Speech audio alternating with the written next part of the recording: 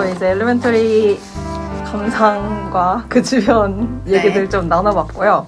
그 다음에 이제 저는 근데 엘리멘터리 보면서 약간 그 수사물의 매력? 이런 것도 좀 많이 느꼈거든요. 그래서 제가 약간 보다가 생각을 한 게 수사물에서 이제 디텍티브라는 단어를 이렇게 포괄적으로 쓰는데 이게 실제로 한국어로는 그 수사 권한을 정식으로 가진 형사를 보통 디텍티브, 여기도 벨이라는 형사가 나오죠. 엘리멘터리에도. 마커스 벨. 네, 그래서 디텍티브 벨 이런 식으로 형사로도 쓸 수 있고 아니면 이제 그 홈즈, 그러니까 셜록 홈즈 아니면 왓슨 이런 두 사람처럼 그러니까 좀 사설, 그러니까 의뢰를 받아서 하는 약간 프리랜서 느낌의 그러니까 정식 수사 권한을 가지고 있지 않지만 같이 협력하는 사설 탐정 같은 그런 분들도 디텍티브라고 쓰고 아니면 뭐 수사관 이렇게도 쓰고 약간 이렇게 저희가 번역어를 쓸 때 주로 이 정도로 많이 쓰잖아요. 근데 약간 수사물이라는 게 워낙에 되게 장르가 좀 다양하기도 하고 양도 엄청 방대하고 그래서 다들 뭔가 국내에도 수사물이 그래도 꽤 있고 해외 드라마도 좋아하시면 다들 약간 수사물 한 번씩은 약간 안 보고 지나가기 어려운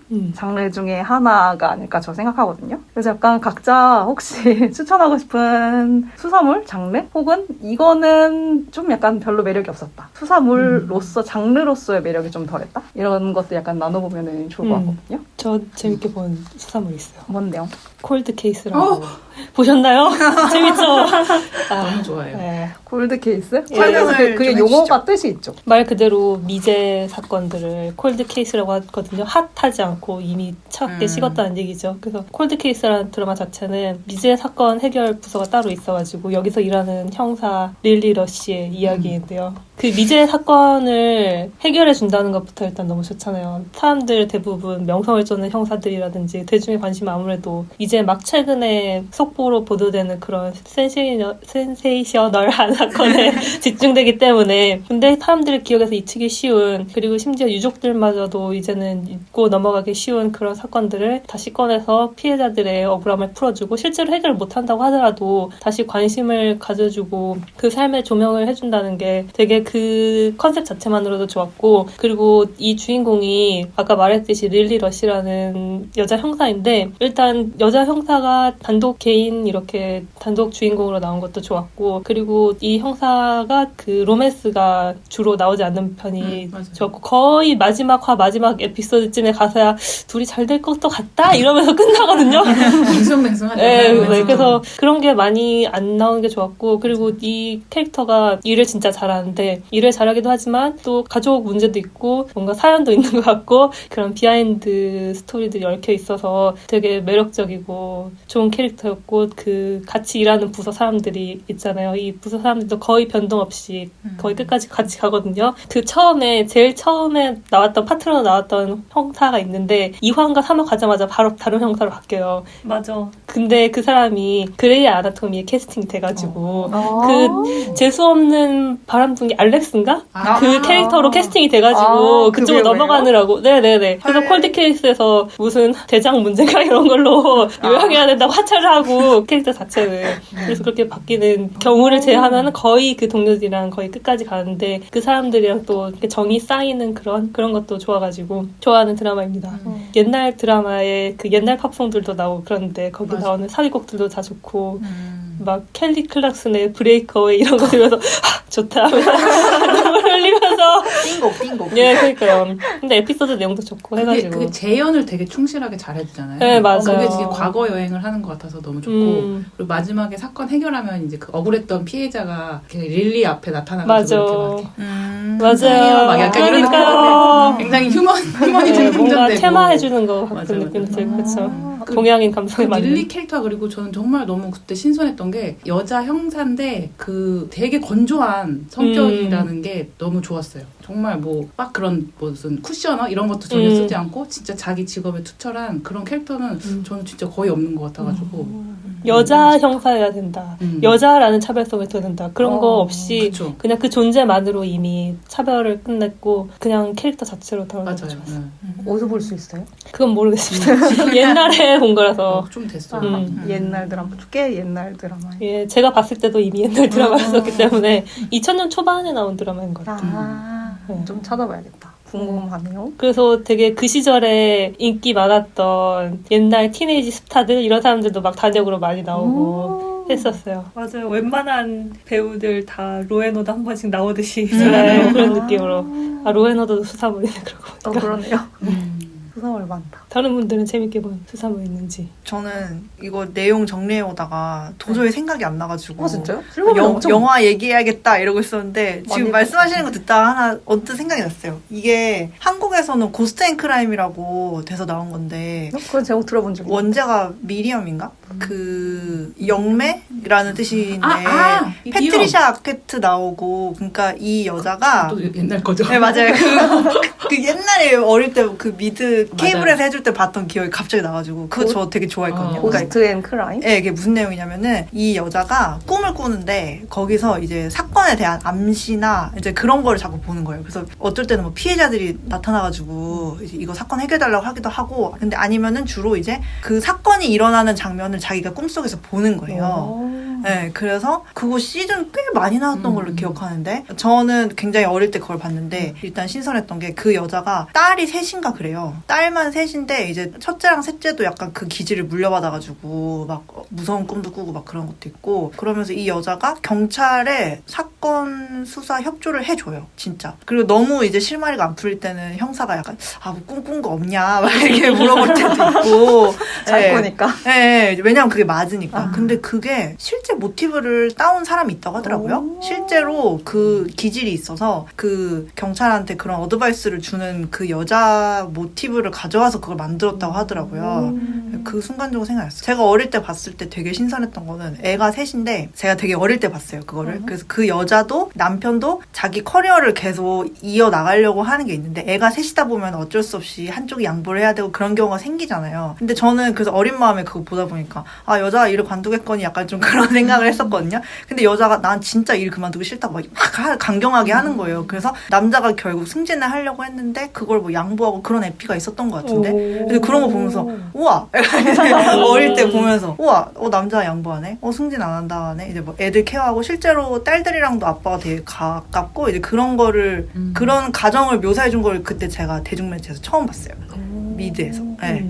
그래서 갑자기 그 생각이 났어요. 이건 정말 좋은 바깥 눈물에 맞아. 그래서 막 그 사건과 관련 없는 꿈 꿀 때도 있어요. 어릴 때도 자기가 지금 미래 이 순간에 대해서 꿈을 꾸고 있는 에피도 가끔씩 해준다든지 그런 식으로 이제 시간대를 이리 갔다가 저리 갔다 하면서 되게 재밌었어요. 근데 신선하네요. 네, 근데 그렇다고 막 되게 무섭고 잔인하고 이런 건 아니고 그 경찰들도 그냥 수더분하니 괜찮았던 것 같은데 네, 그래서 어릴 때 재밌게 봤었던 기억이 지금 갑자기 나네요. 네.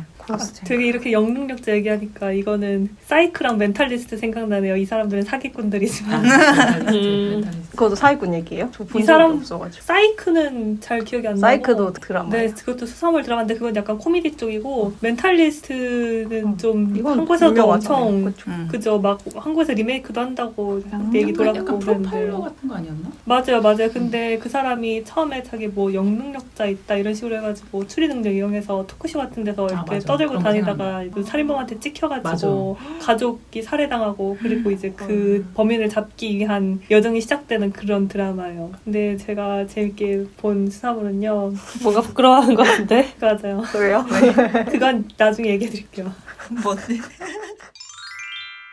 저는 이제 수사물을 이제 꼭 형사 이렇게 나오는 게 아니고 아까 엘리언님이 말씀하신 것처럼 이게 되게 폭이 넓잖아요. 그래서 저는 어떤 사건이 있고 그 사건을 추적하는 뭐 수사하는 거면 다 수사물이라고 생각을 하는데 이거는 형사가 주인공인 건 아니지만 경찰이 주인공인 넷플릭스 인도 수사물 중에 델리 크라임이라는 델리 크라임이라는 드라마가 있어요. 이게 주인공이 바르티카 차투르베디라는 델리 경찰의 부청장이거든요. 그래서 되게 딱 무슨 장 이거부터 느껴지는 이 지위, 고위직인 느낌 이게 딱 느껴지죠. 그런데 이게 실제로 인도 델리 남부 최초의 여성 부청장이었던 테라 사르마 씨라는 실존 인물이 실제로 해결한 사건을 바탕으로 만들었다고 해요. 그래가지고 시즌 1은 이제 집단 강간치사 사건이고 시즌 2는 연쇄살인이었는데 이제 둘 다 이분이 실제로 해결해서 범인을 잡았다고 해요. 그래서 실제로 재판까지 넘겨가지고 근데 이게 진짜 대단한 게 이제 이분을 실화를 바탕으로 했으니까 실제 사건은 좀 더 예전이었을 거 아니에요. 그래가지고 인도가 엄청 열악한 거예요. 그 인프라 이런 게. 그래가지고 수갑 이런 것도 제대로 마련이 안 돼가지고 피의자 잡았는데 수갑이 없어가지고 차에서 이제 경찰들이랑 피의자 탔는데 이렇게 서로 손을 잡아요. 도망가지 말라고. 그래서 손잡고 이렇게 연행을 가는 거예요. 이런 상황에서 이렇게 잡는 거죠. 그래가지고 이렇게 시즌 1은 이제 강간치사 사건이 나오는데 이런 성 관련 성범죄 사건 다룰 때는 이걸 되게 잘 다루기가 쉽지 않잖아요. 그래서 피해자를 이제 성적 대상화하거나 아니면 가해 장면을 포르노적으로 묘사하는 경우가 자주 접하게 되는데 이 드라마의 경우는 일단 다루는 범죄가 상당히 잔인하고 좀 무거운 범죄가 많잖아요. 그런데도 범죄를 저지르는 모습은 안 나와요. 그 피해자가 실제로 피해를 직접적으로 당하는 모습을 실제로 연출을 하진 않는데 그렇다고 해서 이 피해자가 어떤 범죄를 당했고 이 범죄가 얼마나 무겁고 잔인한 것인지 그 심각성 이게 안 느껴지진 않아요. 그런 거를 다 드러냈는데도 잘 느껴지게 연출했다는 점도 추천하고 싶은 이유고요. 인도도 되게 보수적이고 남성 중심적인 국가잖아요. 그래서 드라마에 등장하는 경찰 대부분이 남자예요. 실제로 거의 다 남자일 테니까 그렇다고 이제 리얼리티, 고증 이런 거 중시한다고 전부 다 남자로 하진 않았어요. 이 한 명 빼고 주인공 빼고 다 남자로 등장하지 않았고 간간히 여자 캐릭터가 있어요. 그 중에 이제 좀 주요 인물로 나오는 조연이 니티 싱이라는 이제 이 사람은 경찰 이제 훈련생으로 시작해서 신입 들어온 경찰이거든요. 그래가지고 최초의 여자 부청장님이랑 같이 일하게 된다고 하니까 엄청 좋겠죠. 그래가지고 이 신입 경찰이 등장하는데 이 주인공과 좀 유의미하게 엮이는 장면도 많아요. 보통 이렇게 홍일점 안 되게 구색으로 이렇게 여자 둘 정도 끼워주면은 둘이 접점이 거의 없거나 남자 얘기하거나 아니면 뭐 꾸미는 얘기 뭐 별 안 중요한 얘기 사건과 관련 없는 얘기 이렇게 하는 경우가 많은데 이제 사건을 같이 이제 해결해 나간다는 점도 굉장히 좋았고 이제 주인공 바르티카는 중년 고위직이고 이제 니티는 이제 청년 신입이니까 두 사람이 똑같이 이제 남성 중심 사회의 완전 남성 중심적인 집단에서 일하는 여자라는 공통점은 있지만 이런 지위차, 세대차에 따른 서로의 입장차 이런 것도 은근히 묘사를 잘했어요. 그 사건 수사하는 그 짬짬이에서도. 그래서 아무튼 굉장히 잘 만든 작품이라서 되게 추천을 합니다. 이거 어디서 볼 수 있어요? 넷플릭스. 한 시즌당 에피소드 많지 않아요. 한 6화 이 정도면은. 근데 그 정도의 업적을 하고도 부청장이라고요? 우두머리에 올라야 되는 거 아니니까. 그래서 어제 검색해 보니까 막 표창도 받고 지위는 아마 달라졌을 거예요. 근데 그 당시에 이제 최초 부청장을 했고 그 뒤로 이제 더 이제 그니까요. 이거 인도 드라마 이거는 한 편당 러닝 타임 얼마나 돼요? 보통? 이게 60분인가 50분인가 그랬을 거예요. 잘 기억 안 나요.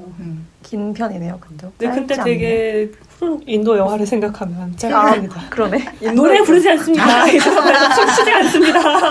아 그거 없구나. 네, 상당히 건조하고 잘 만들었어요. 근데 일반 수사 드라마 보듯이.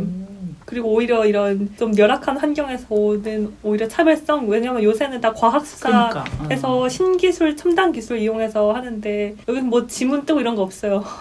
근데 이제 집집마다 찾아가서 방문 수사하고 이런 게 주를 이루니까 아무튼 이런 기술적인 부분이 제한된 상태에서 어떻게 수사를 하는지도 보면은 되게 재밌을 거예요. 재밌다.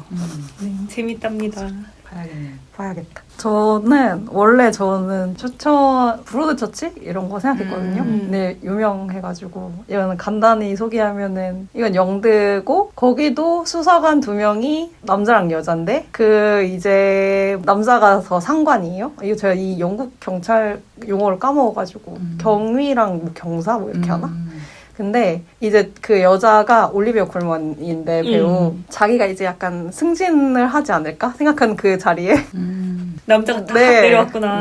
뚝 데이브, 떨어졌구나. 네, 그래서 아주 좀 불만이 있죠. 근데 나중에는 둘이 열심히 수사하고. 근데 여기서도 범죄 묘사 같은 거를 되게 그걸 잘 안 해. 그런 식으로 그러니까 대사 같은 것도 그렇고 되게 그냥 잘 열심히 정제했다?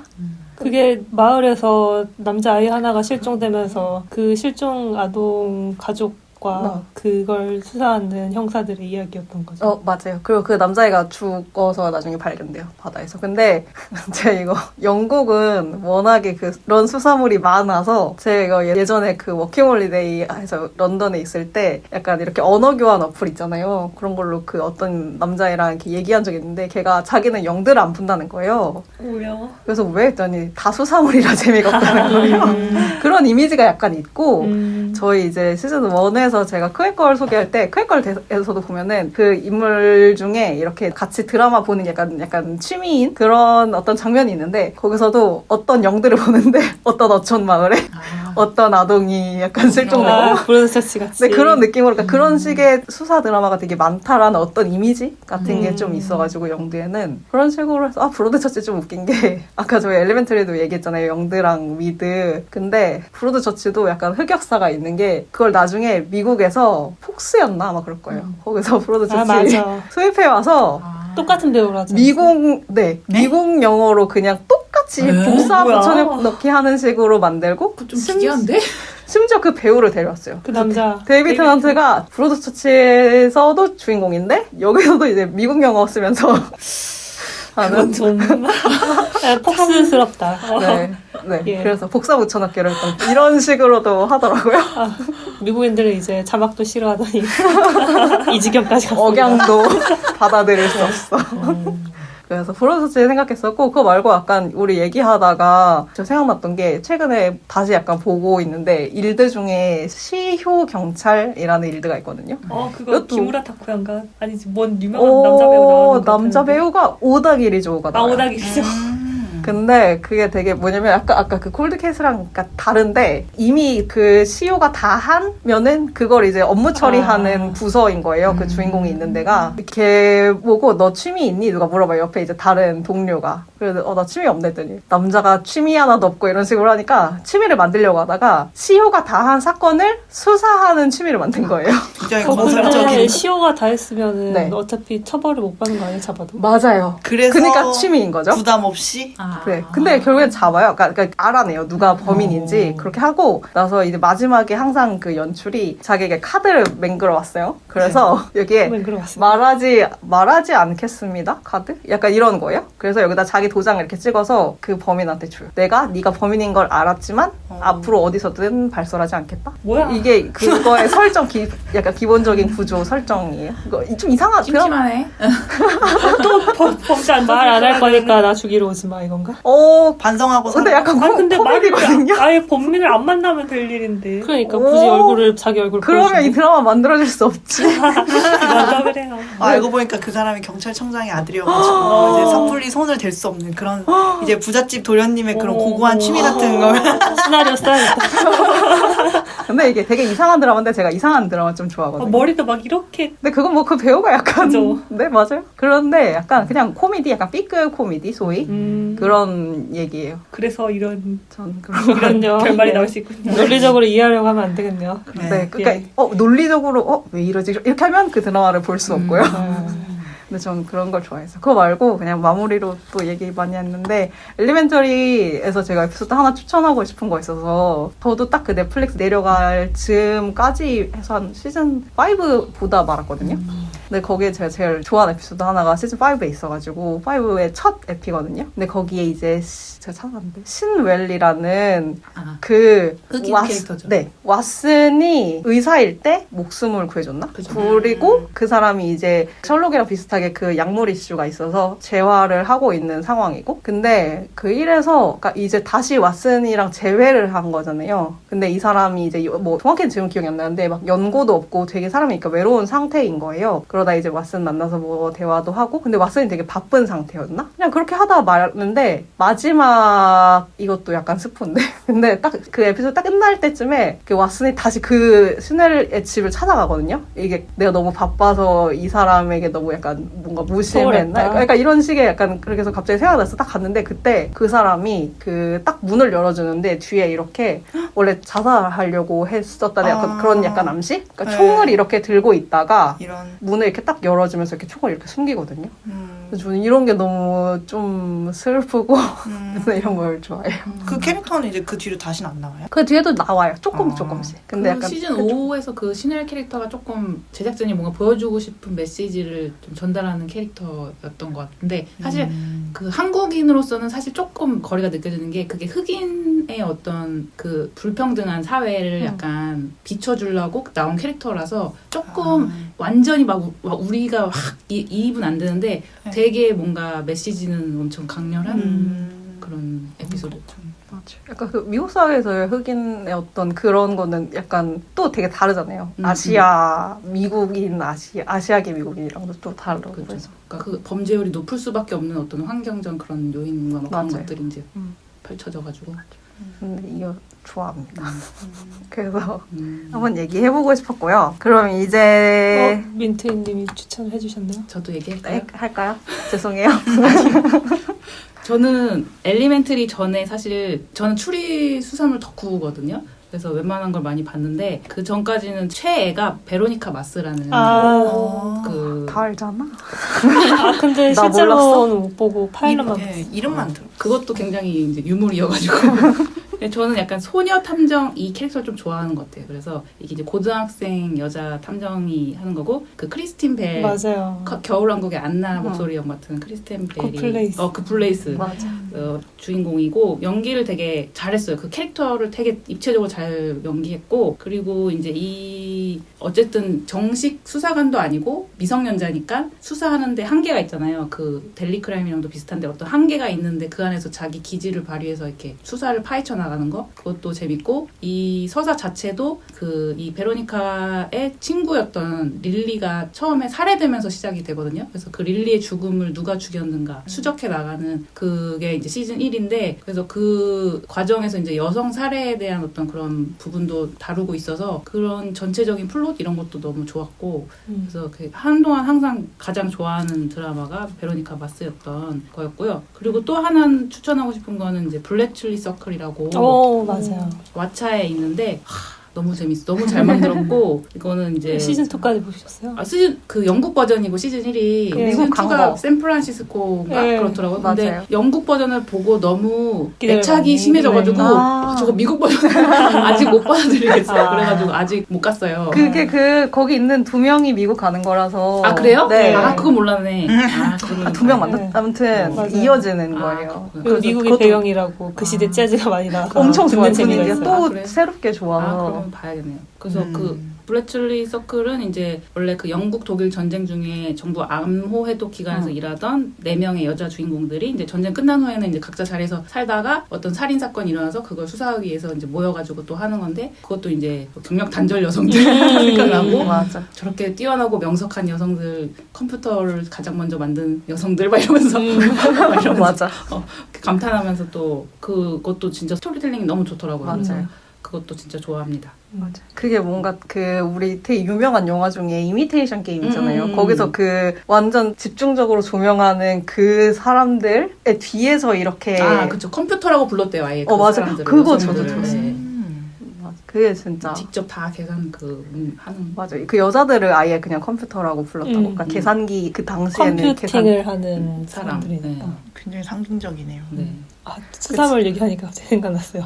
이거는 드라마 아닌데 뭐예요? 여고 출입반 오! 시즌2를 기다리고 있거든요. 3. 시즌3 네. 3를 기다리고 있는데 베로니카 마스 얘기를 하니까 갑자기 떠올랐습니다. 맞아요. 그들은 실제로는 고등학생은 아니지만 그 설정상 고등학생으로서 학교 가면 네, 고등학생이야. 근데 이런 게 재밌는 점은 물론 중요한 뭐 학교의 음모라든지 이런 배우를 파헤치는 그런 큰 사건도 있지만 자잘하게 학생들이 의뢰함에 넣어주는 그런 누가 내 슬리퍼 훔쳐갔어요 이런 사건도 있잖아요. 이런 걸 소소한 걸 파헤치는 맞아요. 재미도 있더라고요. 맞아요. 그게 학교 수사물 소녀 탐정 이런 거의 맞아요. 매력인 것 같아요. 맞아요. 베로니카 마스 또 그런 네, 소소한 그죠, 그죠. 에피소드들이 이렇게 양념처럼 잘 뿌려져 있어서 좋았죠.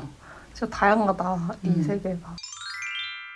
저 그러면 아주 자연스럽게 이렇게 보실 때 여기서 저는 트릭 같은 거는 그러니까 특히 뭐 번역 작업할 때도 번역가가 이해해야지 자막으로 반영을 이게 그냥 말로 그냥 옮긴다고 사람이 읽고 이게 그거구나 이렇게 알 수 없잖아요. 맞아요. 번역가가 이해 못하면 티가 나잖아요 자막에서. 그쵸. 여기서 약간 봤던 트릭 중에 좀 신기했던 거나 뭐 약간 소개해보고 싶은 거 혹시 있으셨어요? 아, 뭐 생각 없어.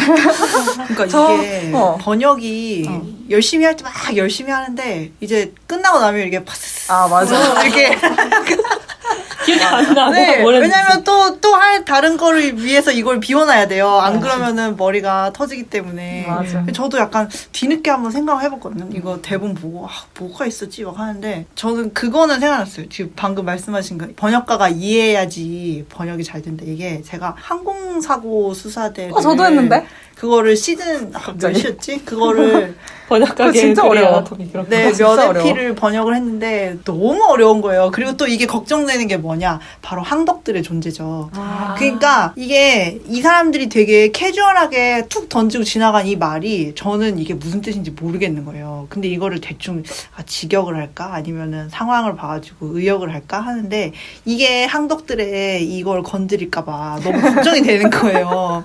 그리고 일단 그 항공사고 수사대는 과학이 엄청 많이 나오죠. 저는 과학이랑 담을 쌓은 사람이라서 과학과 너무 공학과 네, 너무 이해하기 힘든데 일단 진짜 어려웠어요. 전문 용어 많이 나오고 그리고 이제 이게 왜 추락했냐 해가지고 이제 그 무슨 저는 애초에 비행기가 왜 뜨는지도 이해를 못하는 그거는 사람인데 우리 다 못하잖아요. 네, 근데 그게 왜 추락했는지를 설명을 해야 되니까 네, 그래서 그거 힘들었던 기억? 수사물 번역하는 것 중에는 맞아. 그것도 네. 이름에 수사가 들어가네. 그렇죠. 항공사고 수사대니까. 맞아. 그리고 보통 수사물 할 때 트릭으로 정말 힘들게 이제 번역해야 되는 거는 언어 유희 같은 거. 정말. 정말. 네. 번역될 걸 염두에 두고 말했으면 좋겠어. 그러니까 저 이제 대표적이었던 게 그 영드 셜록에서 그 맨 시즌 1이 분홍색 연구잖아요. 맨 첫 맞아. 연구. 스터디 인 에피가 스터디 인 핑크잖아요. 그러니까 BBC 셜록에서는 핑크로 했고 네. 원래는 주홍색 영어. 연구. 네, 그래서 스터디 인 핑크 그 에피에서 왓슨이 이 사건은 어떻게 할 거야? 이 케이스는 어떻게 할 거야? 그랬더니 그래 수트케이스지. 약간 이런 식으로 셜록이 다 대받아치는 자기네는 장면인데 두 가지 그러니까 의미로 친구가 없는 쓰니까. 진짜 저 순간 예전에 그거 봤을 때는 번역가 되기 전이었는데 번역가가 되고 나서 그걸 다시 보니까 그때는 그냥 재밌게 봤는데 이거 그냥 백지에서 번역하려고 그러면은 되게 힘들었겠다 생각이 드는 거예요. 이게 맞아. 너무 슉 지나가는 장면인데 이게 또 하필 영어가 한 단어에 뜻하는 바가 너무너무 많잖아요. 왜 그렇게 났을까 진짜. 그치만 한국어도 그렇긴 한데. 그렇긴 한데 유독 영어가 심한 것 같단 말이죠. 특히 쉬운 단어를 되게 맞아요. 여러 맞아. 뜻을 많이 두는 거. 우리는 그렇게 안 하잖아요. 우리도 하는데 우리 거 번역되는 거 우리가 볼 일이 별로 없으니까. 근데 셜록이 진짜 번역하기 어려운 캐릭터 같아요. BBC 셜록은 말도 빠르고 진짜. 실수 없이 해가지고 진짜 그리고 저 예전에 명탐정 코난 애니메이션도 자주 봤는데 거기서도 언어 유희가 되게 많이 나오거든요. 제가 가장 기억이 나는 게 얘가 이제 범인이 힌트를 주잖아요. 이제 경찰들을 골리려고. 그래서 다들 허탕을 치고 있었단 말이에요. 네코라고 해가지고 고양이를 찾아다니고 막 했는데 알고 봤더니 그게 네코가 아니고 네코, 뿌리, 나무 뿌리라는 뜻이 그 네코였나 그 정반대였나 아무튼 해서 근데 그거를 번역 어떻게 하냐고요. 그거를 뿌리랑 고양이랑 아무 이게 접점이 없는데 한국어에서는 진짜 주석 달아야 돼. 네, 그러니까 주석을 달아야죠. 저는 그때 클럽박스를 애용하던 시절이라 그때는 주석이 달려 있었지만 네. 맞아. 펜자막은 확실히 네, 그런 펜자막은 식으로 좀 그런 게 있죠. 친절해. 친절하죠. 네. 많이 알려주고. 우리도 주석을 달 수 있었다면 근데 그럼 일이 많아져. 네, 일이 많아서 패스할래요. 그리고 그 미국 수사물 같은 거에서 또 그렇게 슬쩍 지나가는데 어려운 것들 그런 거 있는 것 같아요. 기관 용어들이 약어로 나오잖아요. 네, 그러니까 그러니까 이제 수사 본부를 꾸린다고 쳤을 때 이제 그 보스가 이제 밑에 사람한테 지시를 하잖아요. 무슨 팀 부르고 무슨 팀 부르고 무슨 팀 불러 이랬는데 그게 무슨 FRA 이런 식으로 나오면은 저거를 그냥 받아 적어야 되나. 맞아. 총기 소지 네. 막 이런 식으로 적어야 되는데 네. 걔는 ARS 어쩌고 이렇게 넘어가잖아요. 우린 다 풀어서 해줘야 되는데 그러니까. 마약, 미, 주류 네, 화기 어쩌고 단속국 이런 식으로 맞아요. 하니까. 네, 그래서 저거를 한 번은 풀어줄까 아니면 근데 또 그게 또 한 번 나오고 많은 대사일 때도 있단 말이에요. 맞아. 그러면 근데 또 대사가 너무 짧아요. 이게 슉 지나가니까 맞아. 그걸 다 풀어서 써주기에는 자리 없고 네, 한글이 시간 너무 반짝하고 사라지니까 좀 그런 고민도 들죠. 맞아. 약자가 너무 많이 나온다는 거. 응. 맞아. 그런 거 있는 것 같아요. 그 기관도 약간 기관 이렇게 검색했을 때 약자에서 이런 기관이다 했을 때 그거를 우리가 번역하면 안 되고 실제 쓰이고 있는 번역어를 찾아야 되잖아요. 맞아요. 그것도 뭐가 맞는지 사람들 기사 같은 거 찾아봐도 기사도 달라요. 같은 거를 다 다르게 맞아. 쓰고 띄어쓰기도 다 다르고 맞아. 이래가지고 그리고 이제 특히나 이제 좀 행정부 고위 직급들 나오는 그런 백악관 관련 드라마 같은 거 하면은 우리나라에 없는 직급이 나올 때 너무 정말 난처해요. 어떻게 뭐 하는 사람이지? 약간 뭐로 배우 해석해줘야 되지? 약간 그런 고민할 때도 있죠. 진짜 그럴 때 진짜 품이 많이 드는 것 같아요. 네, 맞아요. 확실히 이런 거는 말장난이랑 거의 같이 가는 것 같아요. 그 약간 백악관 얘기하셔가지고 실버맨님이 빕 같은 거 있잖아요. 부통령이 필요해. 너무 힘들어. 걔는 말장난을 겁나 많이 하는데 배경이 백악관이어서 네, 정치 가지고도 말장난을 아이고, 겁나 네. 많이 하고 블랙 코미디. 정말 하고 싶지 않은 근데 재밌어. 제가 시즌 6을 했었거든요. 이거 나가도 지금은 내려갔는데 음. 마차에 올라가는 거를 제가 홀스 에피를 제가 하고 시즌 7을 제가 감수를 했었어요. 지금은 다 내려갔는데 너무 힘들었어 그거 할 때. 진짜 네, 그거 할 때 정말 힘들었어요. 아, 정치물이 확실히 힘든 것 같아요. 진짜 힘든 거. 음. 정치 코미디잖아요. 심지어. 블랙 코미디니까 맞아. 또. 저도 넷플에 스캔들 있었거든요 드라마. 근데 그게 그레이 아나토미 쓴 작가가 쓴 거란 말이에요. 그 작가 이름 뭐였지? 션다 라임스. 맞아. 근데 션다 라임스가 말을 엄청 많이 쓰잖아요. 맞아. 션다 라임스 그 팟캐스트 말고 뭐지? 뭔 유튜브 말고 그 뭐지? 라디오. 라디오 말고 그거 있잖아요. 사람들 나가가지고 강연하는 거. 테드. 테드 아. 나가 션다 라임스 테드 역시 집단지성. 션다 라임스가 테드 나가서 강연하는 것도 들어봤는데 이 사람은 글만 말하는 게 아니고 그냥 본인이 말을 되게 많이 하시는 분이더라고요. 쉴 새 없이 진짜 아가미 달린 분인가? 아가미. 호흡이 싶을 정도로 말을 한 번 시작하면 술술술술 말을 진짜 달변가인 거예요. 진짜 달변가인 거예요. 그래서 스캔들 그것도 이제 정치 관련된 드라마거든요. 그래가지고 그 사람이 실제로 정치인은 아니고 아마 국회의원 이렇게 뭐 어쩌고 저쩌고 해주는 사람이었을 거예요. 그래가지고 온갖 음모와 정치 이런 게 다 난무하는데 대사가 쉴 새 없이 나오는데 그럼 이것도 막 엘리멘터리에서 초반에는 그 둘이 영국인과 미국인이라는 것도 좀 나오긴 하잖아요. 그리고 봤는데 뭐더라? 저는 이런 거 좀 그러니까 자기네들은 영국 영어, 미국 영어 다르잖아요. 근데 우리한테는 그냥 영어잖아요. 맞아. 자기네 뭐더라? 무슨 야구 그 완전 초기 1화인가 2화에서 마지막에 야구를 보거든요. 왓슨이 야구를 좋아해요. 근데 그걸 보다가 이제 그 셜록이 보면서 이거 이렇게 돼서 이렇게 해서 이렇게 될 거야. 이렇게 하고 나서 가 있어요. 자리에 떠나 있어요. 막 이런 장면이 있어요. 근데 거기서 그 셜록이 마치라고 해요. 매치? 네, 그렇게 해요? 그렇게 하는데 게임 이렇게 해요. 왓슨은 그 둘이 이렇게 막 하는데 그렇게 하는 거를 한국어 자막에서 그러게요. 어떻게 해야 할까? 어떻게 어떻게 해야 되나. 제가 예전에 그 데이지 리들리 스타워즈 나온 데이지 리들리가 갑자기 루스 그거 생각나가지고 근데 그 데이지 리들리가 보그에서 주로 이제 배우들을 같이 하는 인터뷰가 있거든요. 몇 가지 질문을 쉼없이 던지면서 막 돌아다니면서 답변하는 그런 막 한 70 몇 가지였어요. 그때 데이지 리들리 그때 할 때도 그 질문한 사람 미국인이어가지고 무슨 사커라고 하니까 풋볼 이렇게 하는 거예요. 그런 식으로 자기네끼리는 다르죠. 그거를 한국어 자막은 어떻게 할 것인가? 이거는 어떻게 살릴지 좀 고민이 많네요. 갑자기.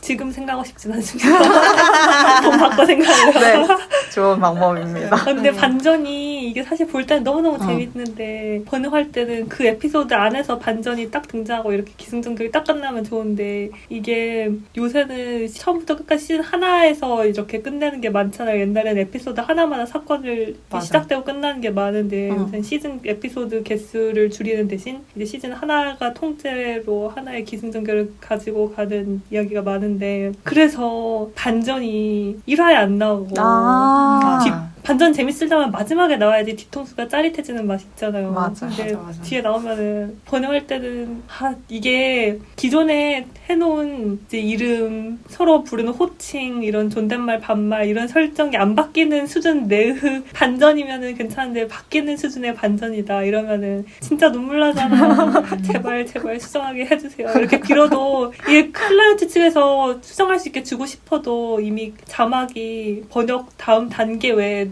막 기술적 이런 부분으로 넘어가서 막 이미 영상이 입혔다 이러면 수정하기가 어려우니까 사실 이거 작업할 때도 막 얼마 안 지나고 한 일주일밖에 안 지났다 이래도 이미 이제 수정할 수 없습니다 이래 버리는 경우가 많으니까 너무 슬프죠. 그래서 개인적으로는 반전을 만나고 싶지 않네요.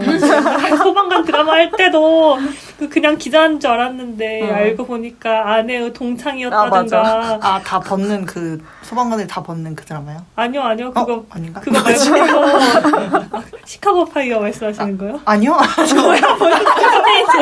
소방관에 있는 게 많은가요? 왜 이렇게 다들 벗어? 멕시코였던 것 같은데. 멕시코. 네.